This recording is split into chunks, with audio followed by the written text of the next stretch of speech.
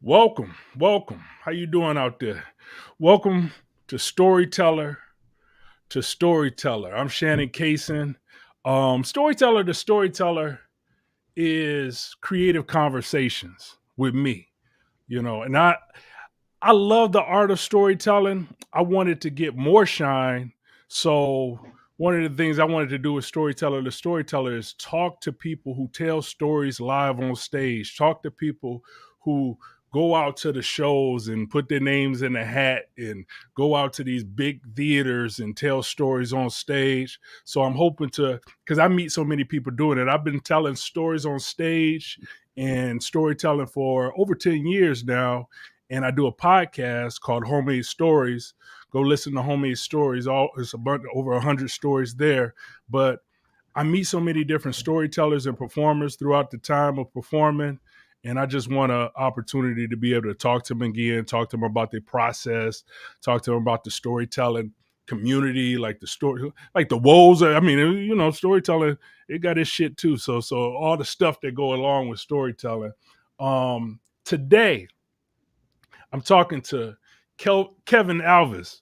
He's a storyteller I know through, well, he's more than a storyteller, right? When we'll get into that, but he's a person I know through the Chicago artist scene, like the art scene in Chicago. And Chicago art scene, if you're an artist or you love storytelling, improv, acting, all this Chicago stand up, all that's in Chicago. And then you have like the top tier, and then you got everybody in between, people building up their chops to get to top tier.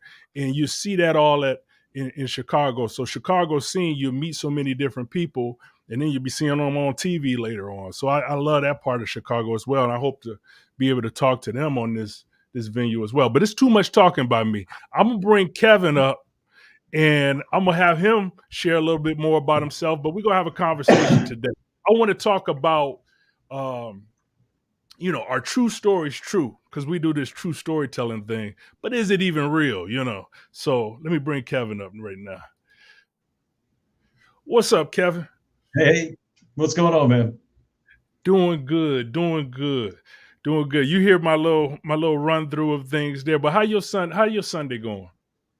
Oh, Sunday's going all right. Today was a fucking chore day, house cleaning and shit like that. We had some friends stop by for a visit, but today's been getting things together. I had an unexpected chore I had to do yesterday. My TV blew out yesterday morning, so I had to go TV shopping yesterday. Oh, woe is me, but it threw me No, no, behind. So today was cleaning. nobody takes TVs to the TV shop anymore or anything like No, I that. I had one. It was the first flat screen fancy TV that we could afford, and it went out on us. And I took it to the shop, and the guy was like, "No, just get rid of this. it's This it's isn't gonna even worth cost it. I don't it's even know gonna if I can get cost parts way for it." more to it's gonna cost way more to fix it than it is to do some kind of just to buy a brand new one. I went on a Oh, date, okay. man. I went on a brunch date, single Oh, life. nice. How'd that go? It went okay. It went okay. And the brunch was good. I went to this place called Luella's in Lincoln Square, and I had never Oh, I been know what you're talking before. about. Yeah, Oh, it that was some sounds good great. food, man. I would Hmm, definitely go hmm. back there to get regular dinner, because I just had the breakfast, but the breakfast was good. I was better than I expected. So I It's a was good way happy to with start that. off a Sunday too with a big breakfast. I didn't get mine this weekend, but boy, I like to do a big breakfast at least once on a weekend because I think that really kind of signifies like it's weekend, and I think it's time to relax. Breakfast is one of my favorite foods food groups, so Nah, man, nah. The big thing breakfast is is, always solid. all the intermittent fasting and stuff, a lot of times people don't do the breakfast. So I do the breakfast every now and again. And when I do, I want a good one. And I was happy with this one. Hmm. When you do want a breakfast, I don't want just two boiled eggs. I want I want something good. Right. And, I want and they bacon. I want pancakes. I want some sausage. I want it all. no doubt. Now, I talked about meeting you, and I don't remember exactly where I met you. I can't even remember, but I've met you somewhere in the art scene in Chicago, I'm sure. It And was Right Club you actually remember? at the Hideout years ago. Yeah, I remember because I think it might have been the first time you competed. It was my first time. That's why I remember it because it was my first night competing at Right Club, and it was a great night. I ended up winning that night, and I think you might have won too that night too. But I remember you stopped by on the way out and was like, "Hey, I'm Shannon. Nice to meet you. Blah blah. Great work tonight." And then I think you mentioned your podcast that night too, and I started listening to your podcast right around then. So My yeah, that man. was at Right Club at the Hideout years ago. Yeah, yeah. Oh, you got my heart on that one that you listen to the podcast No, as dude. In well. fact, actually, listening to your podcast is one thing that got me going in podcasting myself. Was I mean, Ah, because I listened to yours starting off, and then just the buildup of how you built everything, how you yeah. figured things out, and your own style, but not only like podcasting and the tech side and the editing side and that stuff. And I was like, this is a great show, and I'd always been interested, but it was always kind of that fear of not knowing all that stuff. But it was like seeing Yeah. you work through it and see how you progressed. It really kind of influenced how I did things. So thank you. I appreciate that, man. And that was a big intention in all these things. Even this right here. Like right now, you know, few people watching, but over time it'll grow. And the one thing too Mm-hmm. is storytelling. The people who are in the storytelling love this Mm-hmm. shit. Like really, really Oh God, love yeah. it. You get what I'm saying? Oh And yeah. I haven't seen a venue or like it may be out things, but like I sometimes I listen to comedians talk about going on stage and bombing and all these things, and I'm not a comedian. I've done a little bit, but not I'm not a comedian. But the thing Right. is, I enjoy it and I relate to it so well, and it's just be fun just to listen to how storytellers kind of come up in the game and how they running shows or the process Right. in developing stories and all that kind of thing. So that's what I want to present here and want to have more conversations Mhm. about, like real conversations. We can laugh about Yeah, stuff and all that, but talk about this process. You get what I'm saying? because it's. I mean, depending on what show you're doing or what your style is, it is a process, man. Like I'm doing a show. I'm doing Serving the Sentence this Tuesday. That's also at Howard Street Brewing where my show is, and it's just for me. It's like that process. Just I'm shutting myself down for almost a week. It's like my brain's just churning ideas and just churning situations and how does this fit into this and that's all I could think about for I do all my best thinking in the shower. Most of my process is in the shower. I take long showers because I'm thinking about the story or thinking about the character breakdown and things like that. And it's just it's a lot like stand up. I think it's just you're Yeah, constantly working everything until the very last second. So no doubt it's about it. Now, now, it is now a I say this. process. Okay, what I know about you, and this is my Mhm. take on you, right? When I like as knowing you from that time and at the right club way back when, but then when I've seen you perform and then at most recently at your show, uh, based on a true story, and we're gonna talk about that more at Howard Bruin in Rogers Park. Mhm. Um, when I see you, like I see a, a somebody who's trained. Like, yo, I don't feel any nervousness from you. I don't feel like it's any, jittery of being in front of an audience. Although there may be, but I don't feel that. So I feel Right. like this is somebody who's has some has been in front of audiences before. He's a performer in certain ways. And then the other thing I get from you too is like you're a conversationalist. Like you have a conversation with the audience. You don't mind Mhm. anyone responding to people in the audience. And this is I think that's a great quality in live storytelling as well, to be able to respond at the moment and just kind of like go off the cuff on certain times. And Mhm. also a podcaster. Like when I saw you recently, and I knew you were doing Big Talk Podcast, and we'll get into that too. But Big Yeah. Talk Podcast, your company, I was like, man, we got to talk more, because people just like, if you're in the podcasting game or in the storytelling game, you want to Mhm. have people who to relate to and to talk about, Right. things that you may just want to be able to relate to somebody who might be dealing with the same things you're dealing with. Yeah, but what am And I it's also missing great there? to pick up. Well, for me, like, I mean, you were talking about like my being able to just kind of what you what you see like inside. I'm like, but on the outside, my ease up in front of the audience is. I mean, I've been an actor since I was. I think I started when I was 2021. I have a degree with this University of Southern Mississippi and got a theater degree. So my wife and I both went to college together. We've been actors for I'm 48 now. I started when I was 20. So I'm used to being in front of people. So that side of things is just kind of easy for me at this point. It I, it almost breaks my nerves once I start talking in front of a group because it's just my stomach's in a ball right beforehand. But it's once you get out in front of that train, you just got to stay out in front of that train and just keep running. Don't let it run you over. But Yeah, yeah, I've just always been because of working in theater for so long, and I used to work in educational theater where we would do a lot of hands-on work with kids and things like that. And we did a lot with the teachers and things. So I was also put into a lot of positions where I was needing to easily strike up conversations and listen to what's happening and things like that. So it's been that side of things has been a culmination of just career stuff, and you just get used to being in front of people. And once you realize too that you have a little bit of more freedom in front of people than you think you do to be yourself or weird or whatever, you can say certain things and they'll still accept that side of you. It makes it a little bit easier to start getting up in front of people and and letting that side out a little bit more. I used to do a show yeah, here yeah. in Chicago called I Saw You, and it was three actors that would perform the personal ads from like the Chicago Reader and from Craigslist, and it was the misconnections, it was the seeking, and then it was the X matches dirty stuff. And we called it kind of a culmination of like improv, uh, live lit, stand up comedy. And it was just you in this page, and it gave you the freedom to make this character and perform this however you wanted. So you It, get this freedom of being insane in front of strangers. but And then once stop you right get there that for going, you're like, I want more of no, that. man. The thing is, okay, what you just explained it right there. What was that show called? I saw you. I Saw You. Now, Mm-hmm. that's Chicago for you. Like that's the Chicago That's art scene. Chicago. Like going to certain like Mm-hmm. you don't know what you'll go to, and then you'll go to something like to explain that to somebody that you're going to that.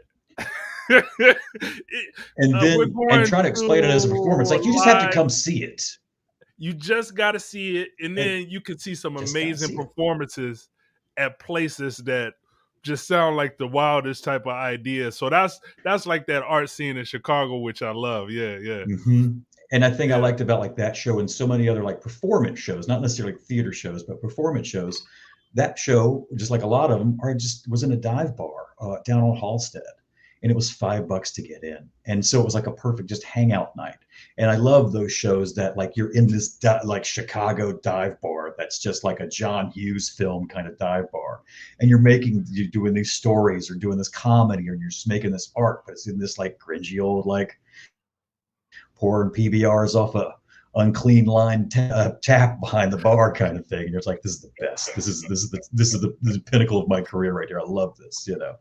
That's why I like live lit and storytelling in Chicago, because it's usually in those kind of locations where you're at a bar or somewhere like that where it's very relaxing and it's already got a great vibe. You were talking about when people who go to storytelling shows in Chicago, they're there, they love it. yeah, And yeah, I didn't know how much they did until I started seeing like full crowds on like at a show on a Monday. It's like, who does that on a Monday? The yeah, storytelling crowd does. They love it.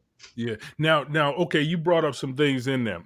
Like, okay, your acting career. So you've been doing that for how many years? You've been into acting? If you go back, I don't want to. I Uh, don't want to call you out. Probably no. It's like I said, I started when I was like 2021, and I'm 48 now, and I just kind of recently in the past couple of years kind of backed away from the acting side of things. But Yeah. yeah, for over 20 years, just So you've been on a acting small for a level and long all. time. Yeah, and I can Yeah, even yeah, yeah. see in your work, I can kind of see that educational part as well. Like you talked about working with young people and doing some education as well. Now, with two Mhm. things, you brought up storytelling and live lit. Like, if you can Mhm.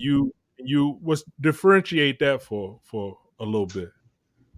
How would you For me, because differentiate?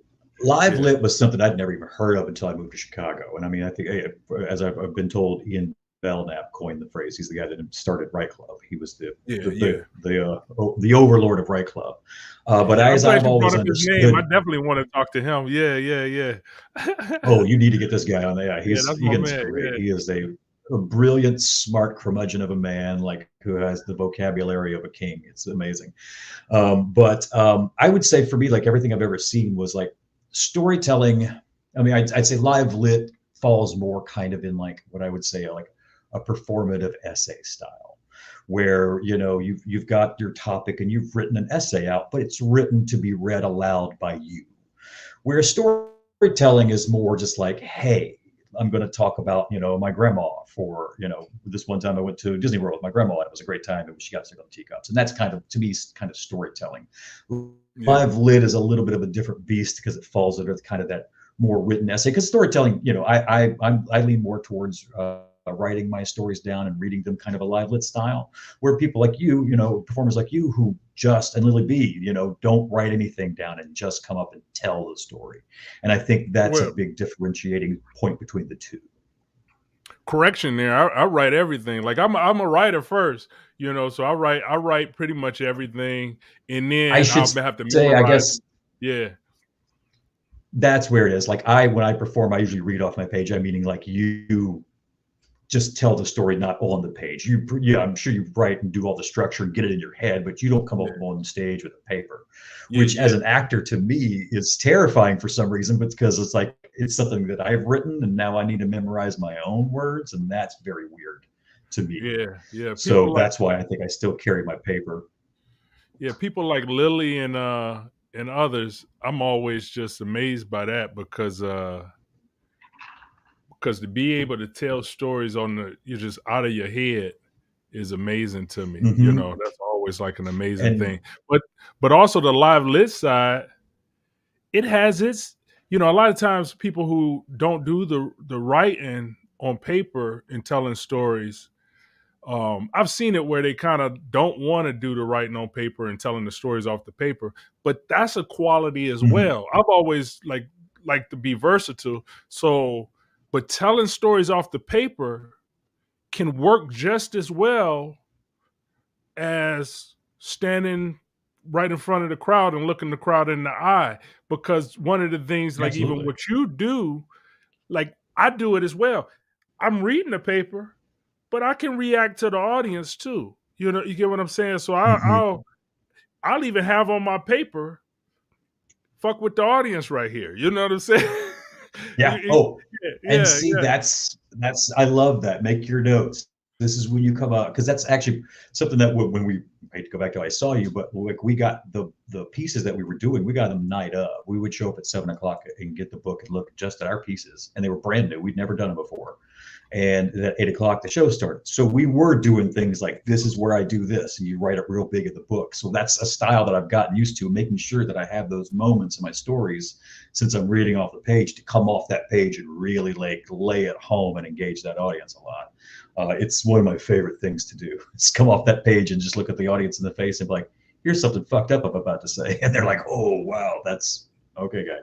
yeah, yeah, So yeah. When did you get into like because you was acting and doing other things and you said you saw the storytelling scene kind of emerging. When did you first get into like telling stories on stage and going on stage to actually, as far as storytelling or live lit? Like when did you get into that? I live lit. I started, like I said earlier, well, that was my with Right Club was my first introduction into live lit that That first was time. that And I was your really kind first of just time? did. Yeah, yeah. I'd actually just started recently writing around that time. I wrote a little bit in college and then just kind of got away from it. And then I don't know, for some reason, I got a bug up my butt one day, and I was like, I want to write something. And at that time, there was a theater company in Chicago called Wild Claw that only produced horror theater, zombies, werewolves, and that kind of shit. And they did a Probably super yearly popular too. night. Oh, it was cool. They did some cool stuff. But they had a yearly big show that was like a big party. Like it was like an affair thing. And like people got ready for this show called Death Scribe every year, like Death Scribe. And what it was is they had, it was a writing competition where people would submit 10-minute horror radio plays. So it was a 10-minute play, horror genre, and it was written to be done live on stage with like live Foley, like the shoes walking and the doors opening and closing and stuff like that. And for some reason, I was like, I think I'm going to write something and submit to Deathstrike. And I did that year, and my piece got chosen. And I think I came in like second or third because it was a competition. And it was all done live in front of this audience, and they had judges and stuff, and it was really cool. And that kind of jump started me into more wanting to write more. So I started kind of getting more into like Write Club and things like that. And I started to, write some short plays here and there for some companies that I worked for. And that kind of is what I did for a little bit in between my acting, mostly acting. But it wasn't up until like the past few years where I started really diving into the storytelling thing.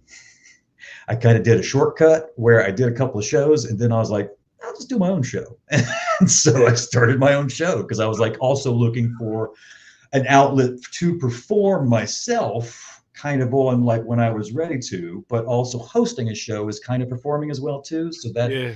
kind of scratches that itch at the same time. So if I'm not doing a story for my show, I'm still scratching my performing itch by hosting, which has been a lot of fun. I like hosting stuff. It's fun to be fun with people and have them enjoy yourself and then do a job, And you're a good host. You're a great host, because the thing is, when Thank you.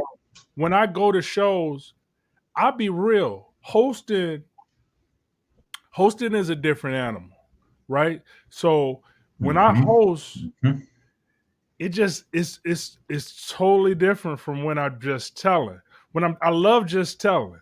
Hosting, I got to get into a Mm-hmm. different stage, because um, I have to use a different part of my mind, because I got to consistently. I'm not on the page. I have to react to Mm-hmm. the audience. I have to react to the last story that was told. I have to react to so many different things. And I kind of, Gotta in a listen sense, so hard. I direct the crowd in a sense. I'm like the DJ. I'm getting everybody Mm-hmm. in the vibe that I need them to be in, and they have a lot of confidence in me. It's kind of like my responsibility in a lot of ways, even to the storytellers that's coming up, because I don't just want to bring them up to just something dry or mess up their names, or Oh like yeah. I'm Oh man. yeah, I always feel a lot of stress on hosting.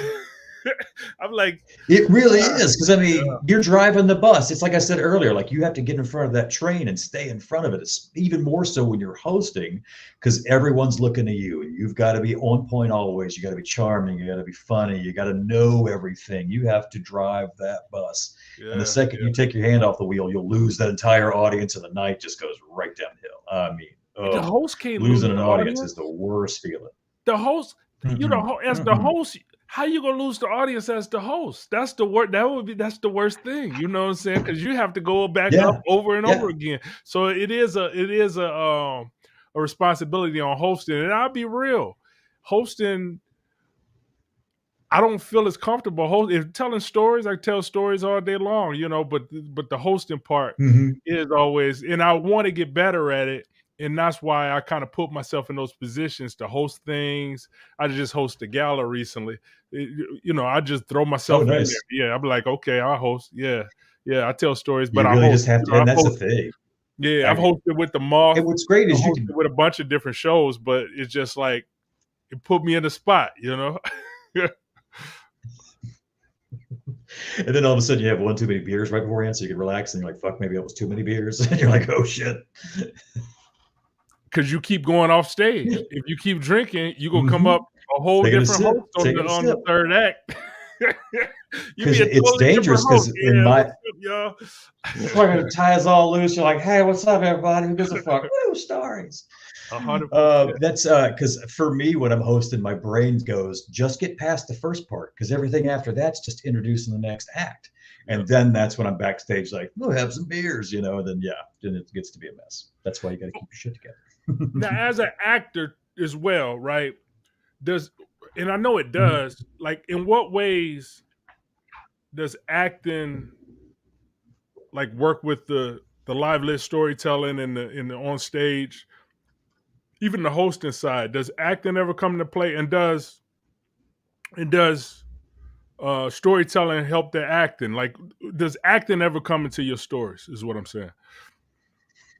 Oh yeah, yeah. I'm one for when I do stories with my show. Like everything that I do with my shows and the storytellers, I have them take a true personal story and turn it into fiction. So with mine, I like to get really weird with my stories. I like to go fucking out there with my things and kind of really push the fiction side of things.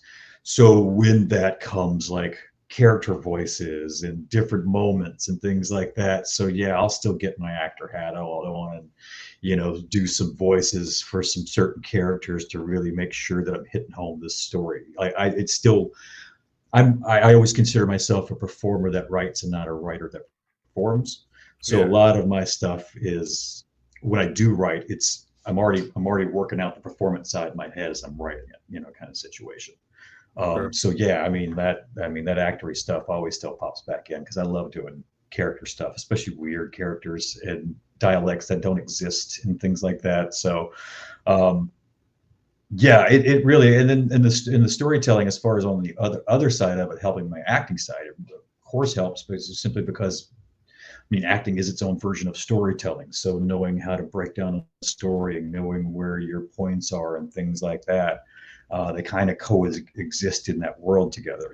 As far as really understanding who you're talking to, who your characters are, what your impetus for your whole story is, your actions, stuff like that. So they kind of like blend that world really nicely, I think, to a degree. Yeah, yeah. And yeah, it's just because the performance side, it all kind of matches together at some point. No, I can see that. I can see the who you're talking to because that's a big part of storytelling. I was talking about that with I was talking to Diana Viega the last show, but it's like on Mm-hmm. stage I'm talking to people, like I'm talking to someone. Like it may not be exactly the grandma who's sitting right in front of me, but I might be. She's gonna get in on this conversation that I'm having with whoever I'm talking to, in the audience or Mm-hmm. just in my story. Like as I wrote it, I was talking to a certain person. But okay? So is acting and storytelling. Let's bring up this whole thing, our true story, because you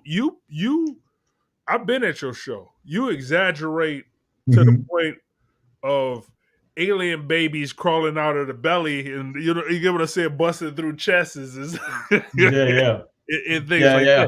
So Like I your said, I like to exaggeration get is weird. I like to heavy. get wild.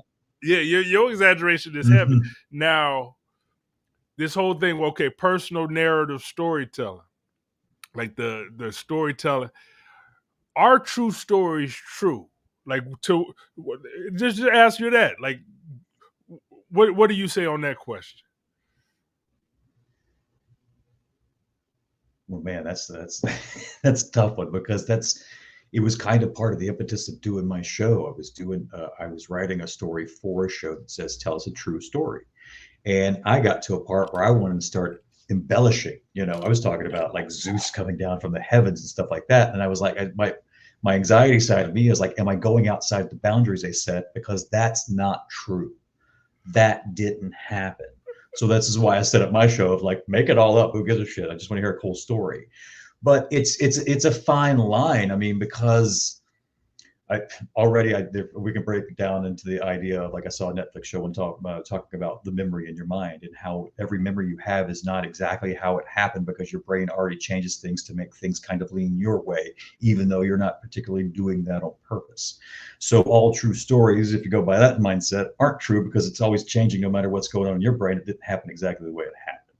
Yeah, So yeah, that being said, are true stories true? Yes, I mean to a degree. But there's always tons of embellishment. I mean, the old fishtail of like, it was this long. No, it was actually this long. People have been telling those stories forever. yeah, yeah. Did you see That's the that's Hassan Minaj, the comedian Hassan Minaj, like the New York Times fact checked yeah, his yeah, yeah, stories, and when they fact checked yeah. them, they kind of gave him they kind of reamed him on it because a lot of his stories wasn't true. And he's a Mhm. comedian, like he's a storytelling comedian, but but did you have any thoughts on that? Like, I don't know if you saw that too much, but let me tell you for the I people. read. Yeah, Hassan Minaj is a comedian, and he was telling stories on stage, and his stories. talked about what is he? He's a Muslim. Is he Indian? I don't know what he is, but it's Muslim American, Muslim American. But he was and telling he these stories, and some of the stories fudged the truth a little bit from what the New York Times said, and they were mhm, confronting him on that because they thought that he may be, um, um, um, you know, just tricking his just a fucking audience in liar. a sense, or looking for Right. sympathy from his audience in certain ways, which it wasn't a true story. But what was your thoughts on that? Like whole fact checking of New York Times of a comedian, You know, storytelling comedian. I I think that's tough. I mean, I guess I can understand why, especially in today's climate, that why they might want it. Why they let's look into that. Okay, people do that. That's fine. Um, but it's tough because I mean, we do live in a world where people do embellish pretty much everything. Like if somebody tells you a story, like I said, it just probably didn't happen the way they did because emotions are involved and feelings are involved, and those aren't facts. And when you start putting those in, that changes the narrative because now it's pushed towards you as a person. So it's a dangerous game changing up your stories depending on who you are, where you are, and what you're doing. Because I mean, if you're very upfront of like you said, my stories are aliens busting out of stomachs, it's very obvious that I'm making this shit up. It's very obvious, you know. And I read some of the article. You had sent me over an article, and I read something stuff about it, heard about it, before. And the thing I heard was the article side of like he had told a story about getting an envelope with a white powder or substance in it that when he opened it up, it fell on his child and had to rush him to the hospital. That was on his show. I think it's Patriot Act, I think is the name of the show on Netflix. Really great show. I mean, he's a phenomenal storyteller. Like he will pull you in and make you listen, and it's great. And I saw that story and I was like, ooh. But then listening to what they say that that didn't happen. Now, I actually went on today. I watched, he put out a video, a 20-minute video discussing that article Yeah, I watched it. and kind of talking his side. And I got to say, man brought some receipts. He was like, and here's all the stuff that they didn't talk about. And here's recordings of our whole conversation and things like that. And what I pulled from that was is he did what a lot of storytellers do and a lot of comedians do is they take sections of things that had happened that were roughly the same and make it into one story for entertainment value or so you can pay attention and listen. Nobody wants to hear 15 of the same stories. It's now one big story because he was talking about there was a character in one of the stories that was not one person but was a conglomeration of a few people in Yeah, situations that had happened, yeah, and he made up another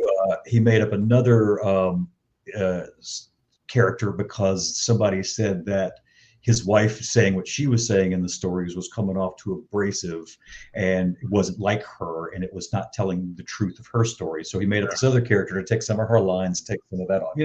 It's that rebuilding. yeah. I think where it becomes dangerous is when you're talking about things like, endangerment of, Sure. lives and, racism and everything that was around. You're going to hit some buttons where people are like, oh, you're fucking lying. But it's Yeah, also at the same time, yeah, as he put it, he is, what does he say? He has his political comedic side and his comedic storytelling side of his yeah, career, yeah, where his political story comedic side leads with facts and his storytelling comedy leads with feelings. yeah, So that's where that rearranging of stories comes from, is to put you into where I'm talking about all this at one time, and now yeah, it's in this one person, yeah, which is a storytelling device that we've used yeah. forever. I I, mean, I thought he was I feel like like when I watched his response, I thought it was and he kept saying like there's a few things that I look for, right? He kept saying my team, and I mhm, know he's pretty popular now. So when you have a team, mhm. it's working it from a strategic angle, and he's a good Oh yeah. talker, right? So he spoke to Congress, I believe, and all those things. So he's a good talker. So the thing is, I less believe you when I know there's a team behind you because they have to Right, they right, work right. things and they can teach you can say actually that I was lying, but a team can put it together, say these particular words, and it says you're lying, but Oh, everybody's that gonna look at PR? you as you're telling the truth because you've used the wording and these will Mm-hmm. appeal to the audience of 24 to 30, 35 and all that. I felt that energy when he was telling me. That's our main audience. Yeah. But I Oh, will because say it's that, it was very produced. His team jumped on things and they got like all the production yeah, value. yeah, I mean, he had Netflix. I all mean, the the risk way he talked about it, management and all that. Yeah, he had to have security, and it was like he called Netflix and was like, "I need security," and they gave him security. It's like, well, yeah, yeah, then yeah. you got your team. That's fine, you know. Now It's just it's yeah, like it's just it's frustrating because it's like, dude, you could at one point you could just be like, yeah, I totally understand your artistic take on these things and blah blah, but sometimes it also takes, I opened the thing and the powder fell out and it could have fallen on my daughter, and this is what the scenario could have been, and I think something like a could have in that story yeah, yeah, yeah. would have worked just It great, kind of also, point home I'd say across this, and not been as like tone. Like, okay, so if you mm-hmm, say you wanna fudge the truth within storytelling, and I do, right? But many times what I'll do is my tone to shift. The story tone will be lighter, right? So a lighter story mm-hmm, tone. My intent is more comedic in these certain situations.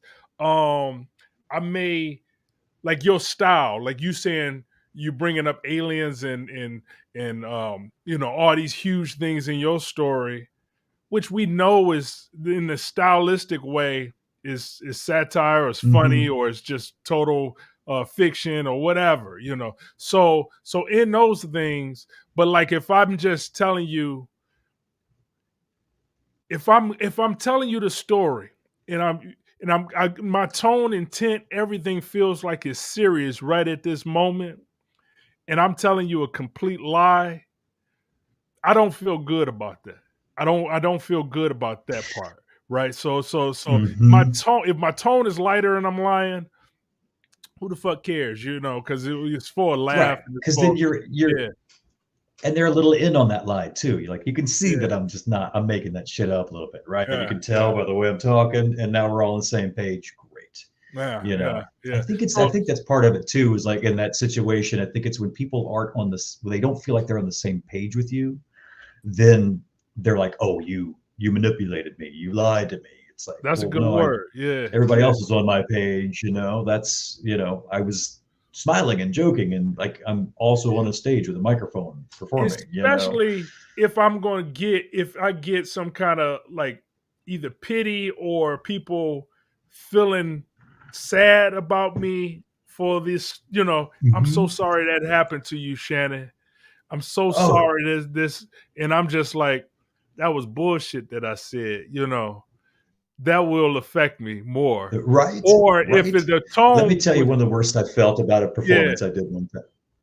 Oh yeah, No, go ahead. Go ahead. I did. There was one time I booked a gig through this friend of mine who did corporate jobs. He booked kind of he big companies are like, oh, we need this presentation. And he's like, cool, I'll write the presentation, I'll book the actors, I'll do all the stuff, and I'll bring it there. And that's what he did. Well, he booked me and a friend of mine for a gig of ours for I forgot the name of the medicine, but it was new medicine for eczema. And we were playing people like a man and a woman who had eczema issues, and we talked about things and the stuff that we'd gone through in our lives, the pain, the embarrassment, and all that stuff, and how this medicine really helped give us that part of our lives back.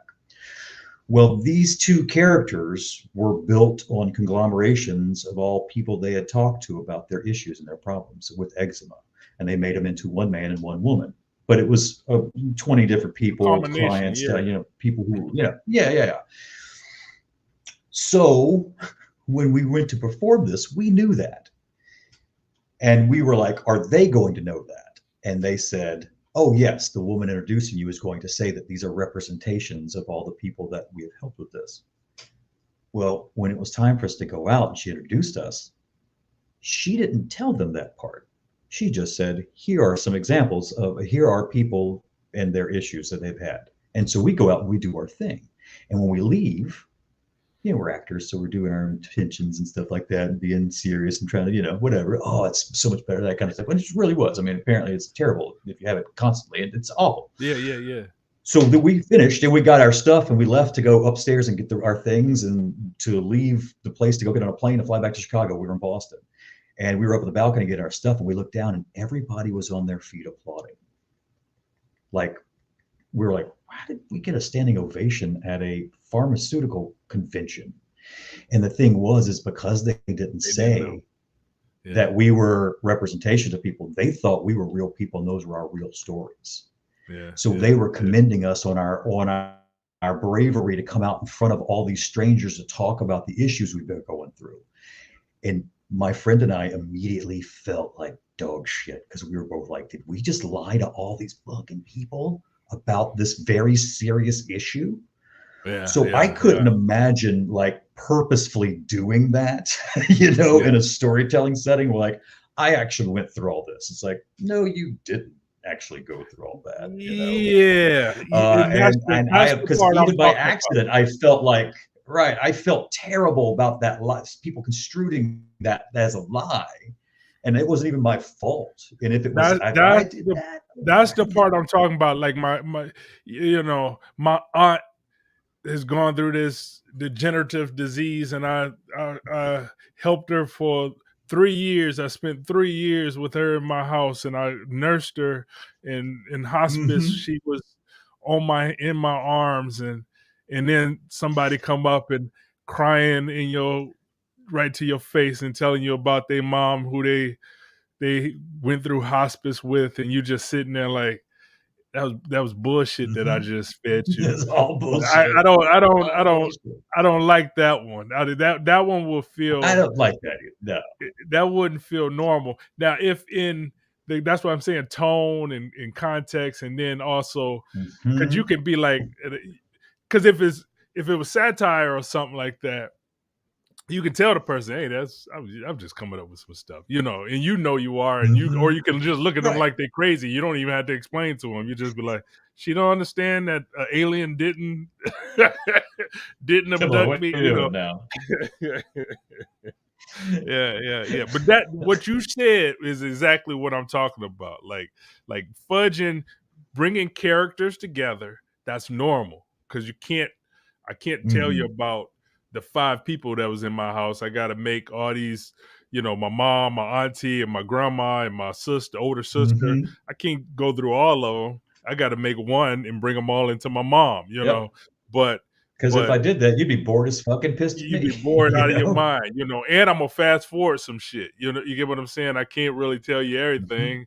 Gotta, and I when I work with storytellers, I tell them I'm giving them free right, but it's like the intent and also the like the if it's generally true, if it's the true essence of what's happened, that's good.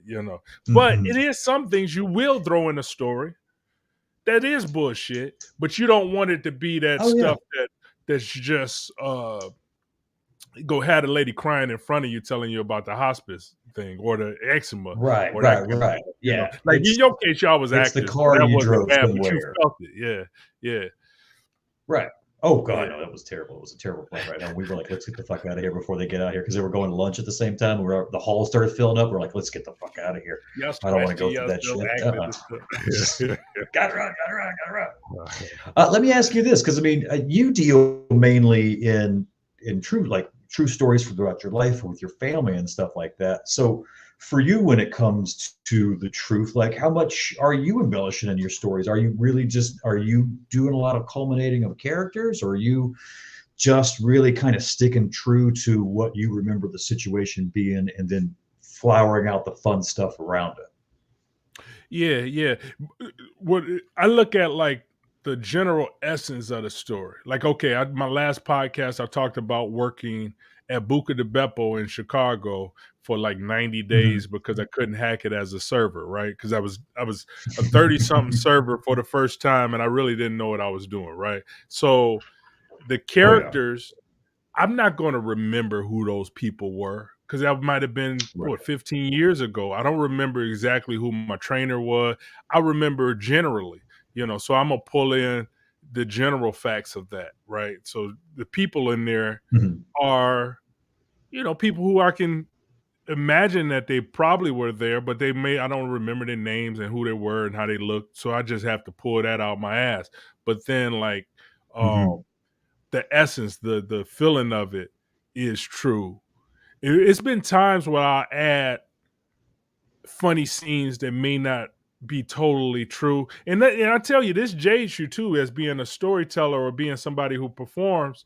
Um, I hardly believe anybody. Like we're talking about Hassan Minaj and him giving that 21-minute um, rebuttal.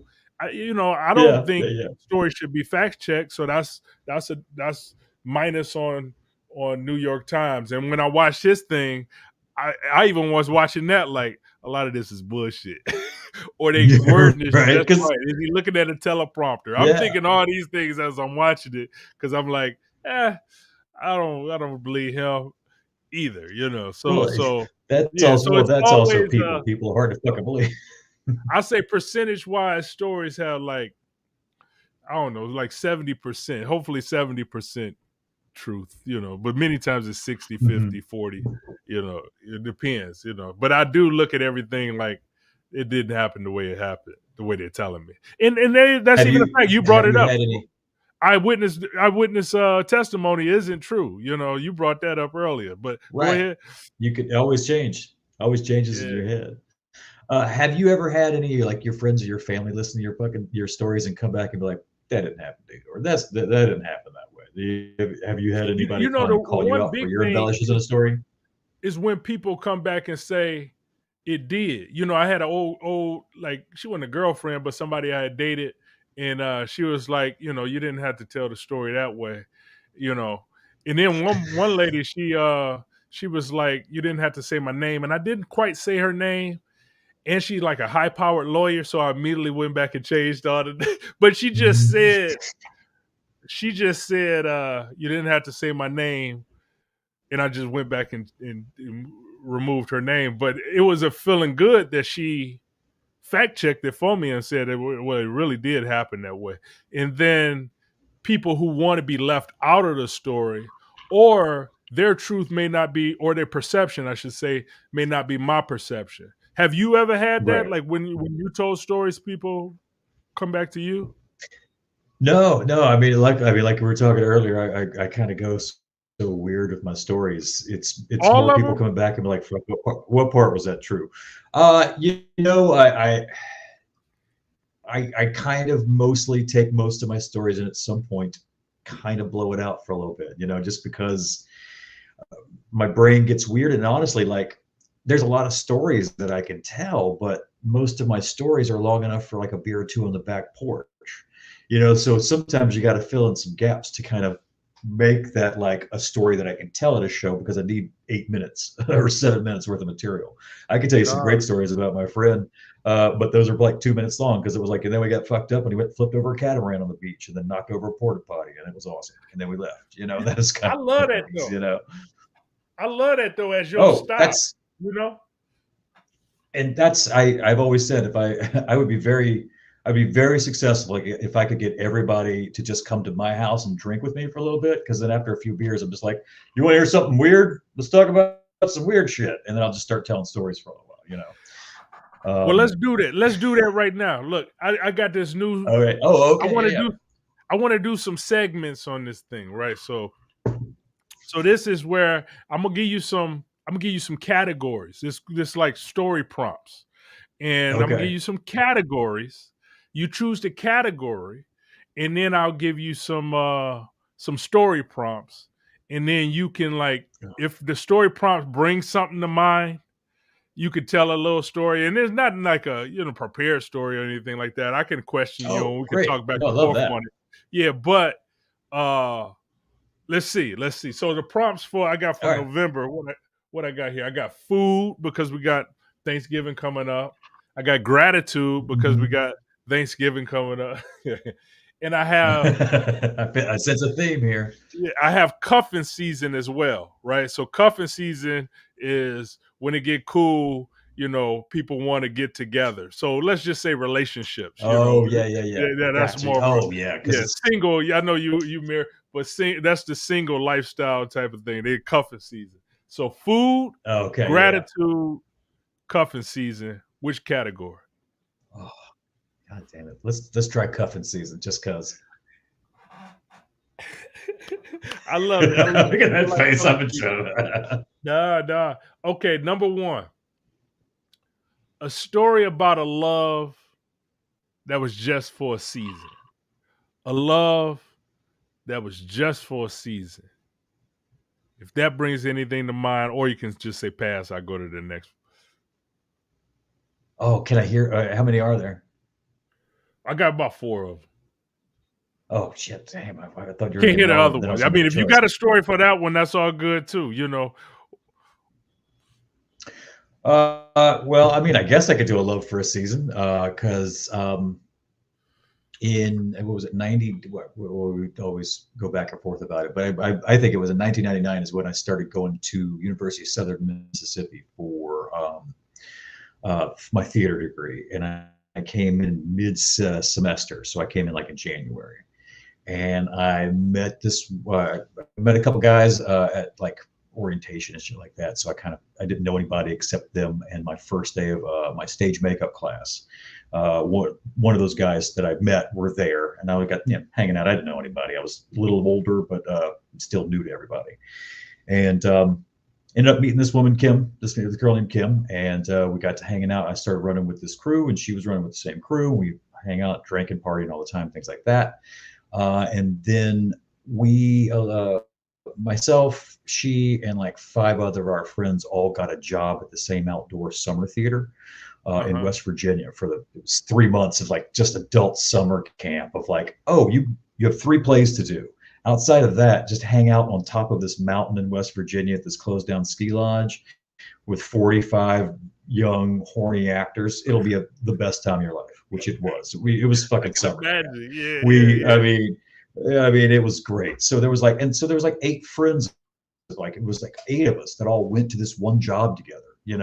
So we kind of like were the crew. We ran because a couple of people had worked there before, so we kind of were the party house and stuff like that. But this girl went there. We started because we'd been friends the whole time, and then right before that summer, I went to Vegas for a week with my family, and went straight from Vegas to the job. And I hadn't seen these people in like 2 weeks since we left each other to go, big break and stuff like that. And when I got there, it was just a little different. When I saw her, it was a little different. She gave me a hug, and it was a little different. And I was like, well, that's a Yeah. different kind of hug. Yeah. And then like within a week later, like all of a sudden she's like, yeah, I like you. And I was like, oh, I like you. And so we had a little summer thing going. And then we kind of dated for a couple of months during that summer. And it was right towards the end of the summer. It was kind of breaking down a little bit. So we ended up breaking up, but we both still had to go back to Southern Miss to college to finish school. Mm-hmm. And we ended up moving in together as roommates with another friend of ours. So Okay. we had a summer thing, moved in together for a short time with another guy. Then she moved out, finished school, moved away. Then we worked again together at that same theater for a couple summers where I then met my ex-wife. And I was married at the place we were working with the girl that I dated for a little bit that I went to school with for that summer playing. Then years later, I split up with that woman, and then this summer thing became a longer thing, and now she's my wife. That So is that. it was, yeah, it was a Wow. summer thing that turned into, it was friendships that turned into a summer thing that turned into us not talking for a year, and then it turned into her being at my wedding and living with me and my ex-wife for a little while. And then I got a divorce, and we started working together again in New York, and then we got together, and we just had our 10-year anniversary in April. Man, hey, So I'm giving you that's some the props summer on thing. that's a that's a movie, right? That's a story right there, man. And I wasn't We always joke expecting that that. we were I was not expecting where you went with that at all. Because I was gonna think you was talking about we moved in together, but we weren't together when y'all moved in with that friend or whatever. That's something else, oh man. yeah, yeah. Yeah, and We I always met joke that your we I were the met Ross your and wife. Rachel of our Really class. cool, beautiful lady too. Yeah, yeah. She's a That's hoot. cool, man. She is a hoot, man. No, no, Yeah. that's So that was my summer. That was one of my summer fling stories. It just turned into my wife. That's So all right. You tell that story. Tell. I don't know if you had ever told that story on stage or anything like that, but that's a great story. That's a great we story. had a If friend I of had ours that who was story, ready I'd be to pitching it. write a movie. I'd be Steve, pitching that I'd love story to, but to she's all like, the "Don't do podcasts. that. Don't do that." I'm like, "I'll sell that to a movie studio. Somebody can make that." That's a good Right. story, man. That's a good story. So what's next for you? What are you working on right now? We didn't get too much into the podcast and company and all that, but so tell me about that. Like, what are you working on right now? With I run Big Talk podcasts. We're small little company here in Chicago. Right now, I'm producing 3 shows. I produce a show called Junk Drawer that I host with my friend Josh Zagorin, who you know is the co-host of Right Club and also the mind behind Chad the Bird here in Chicago. If you know Chad the Bird, look up Chad the Bird. If you don't, he's great. Amazing performer. But Yeah. what we Oh, he's great. But what we do on that podcast is that we take something out of the junk drawer in the kitchen and we look up all the origin and history of that weird item that you find in your junk drawer. So, like, we have done episodes on Scotch tape, so we know all the history about Scotch tape, scissors, Christmas lights that you find in your drawer, the wacky wall walker, little sticky octopus that you throw on the wall, all that stuff that you find in your junk drawer. Cigar We pick one of cutter. the I listen to cigar cutter, uh, and I listen to yep, temporary yep, cigar tattoos. cutters. Oh, I love that one. That was a good one too. Yeah, yeah. Temporary tattoos. But what we like to do is we have yeah, and there's you learn like there's you learn a lot of stuff about that shit. Like we found that like all the little small like novelty gag toys, like a hand buzzer and stuff like that, all made by one guy who had a novelty toy company back in the 40s, and he designed all that stuff, the snapping gum and all that stuff. It's like Yeah, there's a whole world behind all that stuff. But we focus on that, and we always do it where one of us knows the topic and the other person has no idea what the topic is. That way, we can kind of keep the conversation fresh. yeah. And of course, we're having beers and cocktails and having a good time. No, that's great, And man. then that's a fun show. And then I produce a show called Hop on Pop Culture. It's my friends Phil Zimmerman and Dylan Roberts, and they are 2 dads that do a deep dive on all the educational and children's programming that their kids are watching. So it's like it's like the good, the bad, and the holy fuck. What are we even watching here anymore? Jesus Christ, turn up Paw Patrol. They break it all down, and they're very funny guys. And then my third show is the recording of my live storytelling show based on a true story. So I record every live show, and each podcast episode is 2 stories, just kind of broke down into like, I like my shows to be bite-sized because I Yeah, mainly listen to mine when I'm commuting or like cleaning and things like that. So yeah. I like ones that are like 20, 30 minutes long and you can finish out a full episode. So I I'm the like to same keep way. ours like that. So like you get with based on a true story, you get 2 stories. They pop out around like 20 minutes long. It gives you a good idea what the show's like. And then if you're interested, you can always come up and see a live show as well too, and then kind of come back and re-listen to some stories that you might have enjoyed. Or if you're like, fuck, I missed that one performer, I really like them. Now you can listen to them when the podcast comes out. So, Yeah, yeah, but yeah, that's what I'm doing right now is I'm working on those. And I'm also, trying to get out there and still perform as much as possible, looking at any other storytelling shows I can find in Chicago that I can jump into and things like that. That's kind of my focus right now is really the podcasting and just performing on my own thing. I left the theater community, theater world right now for a little while, taking a break simply because I wanted more control over what I was doing and what I was performing and what my thing was. Because I mean, the theater community in Chicago is amazing, and I fucking love it so much. yeah, But it's theater still. Sometimes you get in a show, you're like, this isn't my favorite show, or this isn't what I thought it was going to be, and that's fine. That happens. But after a while, you're like, I'm too old. I'm too tired to dedicate so much time for something that's may not be my thing. So I yeah. focus on No, stuff that is my thing. So no, no, no, and I understand that totally. And you, I'm glad you brought up how great the theater community is in Chicago. Because when you look mhm. around, it's like a theater everywhere. Like when I just Mhm. I was just driving one day and I was like, I didn't know it was a theater right there. And right. Oh I yeah. walked to the When I walked to the lake. I live in Edgewater, and I probably passed 2 or 3 theaters on my way to Oh, to the lake. So what's up in when I think Edgewood is I think there's like the Edge and the Ravens. Raven, Maybe not the Raven Ravens. something, and then it's another one at the church, Yeah. like the old church there. Oh It's a yeah. Oh, what's the name of that one? literature Oh, I can't theater or remember. something like that.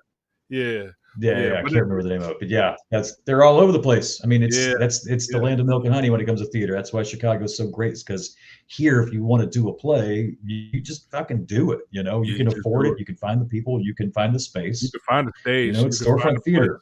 No You doubt. know, No doubt hmm about it. No doubt about it. How so. can people stay connected with you? What's your information? Come check us the website out is bigtalkchicago.com. That's where you can find all the podcasts. You can download them there. All the podcasts are also found on all the other places like iTunes and Spotify and Google, things like that. I was making Yeah. Stitcher jokes for a hot second. Not Stitcher, and people didn't know who Stitcher was because it just closed down. So I was They like, oh, don't I'll even know. stop doing the Yeah. Stitcher joke. They don't even I know. don't even fucking know. So It seems like it's Apple Podcasts and Spotify. They the winners right now. You know? yeah, Well, so Apple you can definitely Podcasts find still us my there. yeah. And if you want to catch a live show based on a true story, you can catch every fourth Tuesday every month except December. November is our last show. Our next show coming up is November 28th at 7:30 p.m. at Howard Street Brewing at 1617 West Howard Street in Chicago. We do a $10 suggested donation that goes to help make sure that all our performers are paid a stipend. It's a little bit. We try to do whatever we can to make sure that you're getting paid for your work. It's because it's important. So the donations go to help pay those stipends for those performers. And then, like I said, yes, you can check out bigtalkchicago.com. And yeah, go drink beers at Howard Street Brewing too, because they actually brew some of the best beers in Chicago. So if you're in Chicago, go drink their beer. It's fucking delicious. And do that while you're watching based on a true story. No, I agree. And I did your show, and I'll tell you, I had a great time. And I've been to You your show crushed as my show. well. You were fucking great. I love that story you did. Man, that mean a It lot was to me. so You saying that, good. yeah. But it's a great uh, show. The people who you have coming up, I'm always, because I've been to a few, and I'm always, it's like yeah, yeah. it's an entertaining time. So And see, this you're kudos talking to you're you talking on about that, man. Chicago, and as far as like, thank you, man, I appreciate that. And that's a good example too of like Chicago as a whole in the arts community. That is because you talk about like the people that I'm bringing in and like the talent I'm bringing in, and the reason why I'm bringing them in is because a lot of those people are coming over from like suggestions from like Corbett Pasco at Right Club, Yeah, or Amy Eaton, who's all in the storytelling Right Club, the storytelling live lit world. She's like, oh, talk to this person, this person, this person. The community is so about like spreading the love. If you have a show and you're looking for somebody, then these are the people you need to look at. These are people who are talented, and it's not, I mean, there's always some sort of competition. It's life, but it's not a competitive kind of city to the degree of like other places where they're like not sharing yeah, people who yeah. are It talented, is what you like, make hey, it. we That's want what. people to have these opportunities, you Yeah, know? yeah, it is what you make it. That's what I see of it. If you want to get into this whole competitive, I got to take you down type of life, you can do that if you want to. But I like the whole. Yeah. Let me just be the best me, best me possible, and, Right. and I Yeah. find that it's real open in that sense. And if you want to perform, Chicago's a city you definitely can perform. So I be talking to different Chicago Absolutely. storytellers and people who love this stuff along the way, but people all over, because I've been doing it all over as well. So that's a cool thing too. But man, you do a good show. You do a good show. I would Oh, I well, would thank you, I would man. I come to your appreciate it. show just on because the quality of performance you have, and then it's just funny. It's just funny fun, and Howard Street is good. So thank you so much for being here, man. This is Hey, this man, is thanks for story. having me. I appreciate it. I appreciate you. I appreciate you. This is Storyteller, the Storyteller. Make sure you subscribe. You like this whole storytelling thing? Subscribe to Mhm. this, because we're gonna be talking to some great storytellers along the way. Just like Kevin we're talking to today, we're gonna be talking to a lot of people about their process, about the things that they're working on and going through, and then great questions within storytelling as well. So subscribe, make sure you like and comment, and we're gonna keep it going. But thank you so much, Kevin. Thank you, man. I appreciate your time. Thanks for having me on. It was great hanging out. All right, stay on, stay on. I'm gonna press this button, and then we got some more Mm, talking to do. mm. Now that's homemade.